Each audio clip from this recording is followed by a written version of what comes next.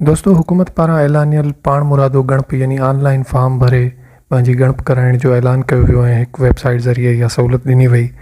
त उन खे सम्झण जे लाइ या उन खे आसानी सां प्रोसेस करण जे लाइ हीअ वीडियो आहे स्टेप बाय स्टेप।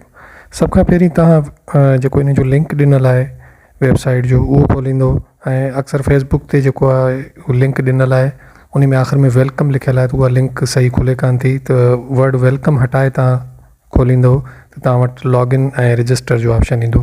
त ज़ाहिरी ॻाल्हि आहे तव्हां लॉगिन न थींदो छो जो तव्हांजी अञा रजिस्ट्रेशन नाहे थियल। त रजिस्ट्रेशन कराइण जे लाइ हीअ पेज तव्हांजे साम्हूं ईंदो जंहिंमें mobile network, mobile number, password, confirm password ऐं हाणोकी एड्रेस ऐं जिते तव्हां रहो था उन्हनि जा तफ़सील ॾियणा आहिनि। उन खां पोइ जॾहिं तव्हां उनखे सबमिट कंदव तव्हां वटि हिकु OTP ईंदो। इहो लॻाइण सां तव्हांजो अकाउंट वेरीफाई थी वेंदो। हिकु दफ़ो तव्हांजो अकाउंट वेरीफाई थी वञे त उन खां पोइ तव्हां लॉगिन कंदव।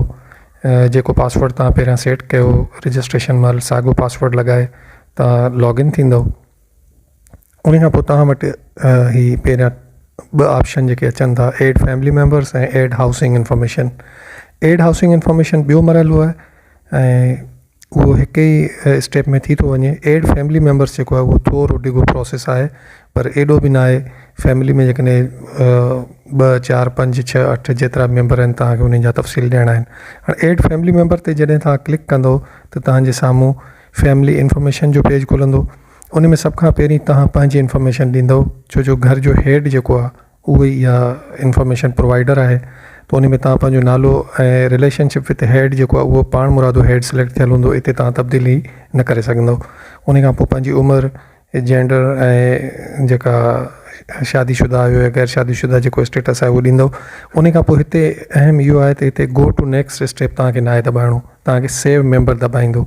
जीअं ई सेव मेंबर दॿाईंदो त हेठि तव्हांजो नालो, तव्हांजी उमिरि ऐं तव्हांजो जेंडर अची वेंदो।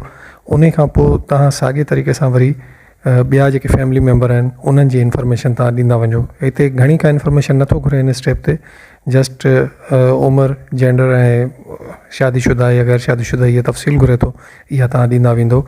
जेके बि तव्हांजे मातहत घर भाती आहिनि यानी तव्हांजा ॿार ऐं तव्हांजी घरवारी।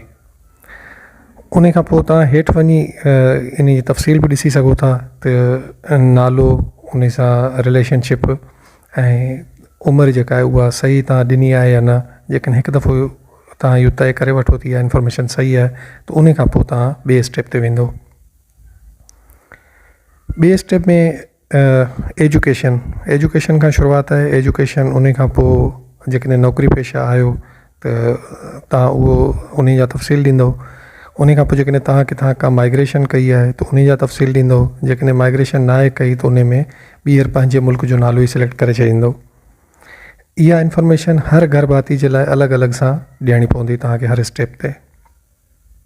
हिकु दफ़ो तव्हां सभिनी जी डेटा प्रोसेस करे वरिती त उन खां पोइ तव्हां वटि जेको आहे अपडेट सक्सेसफुल जो मैसेज अची वेंदो ऐं तव्हां ॿिए मरहले ते वेंदव जेको आहे पंहिंजे घर जी हालति ऐं घर बाबति मालूमात जी।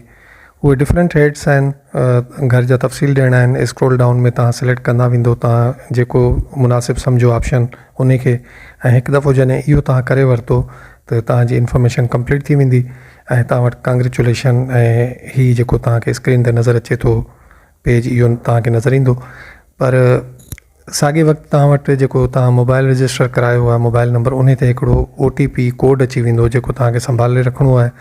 ऐं जॾहिं घर घर वेंदा नुमाइंदा आदमशुमारी लाइ त उहे अव्हां खां इहो कोड घुरंदा ऐं उन खां पोइ इहा इंफॉर्मेशन जेका तव्हां हिते ॾिनी आहे उन जो अॻियों प्रोसेस या अॻियों मरहलो हू मुकमल कंदा। त उमेद तव्हांखे हिन वीडियो ज़रिए हिन प्रोसेस जी आगाही मिली हूंदी ऐं तव्हांजे लाइ हीअ वीडियो मददगार साबित थी हूंदी। महिरबानी।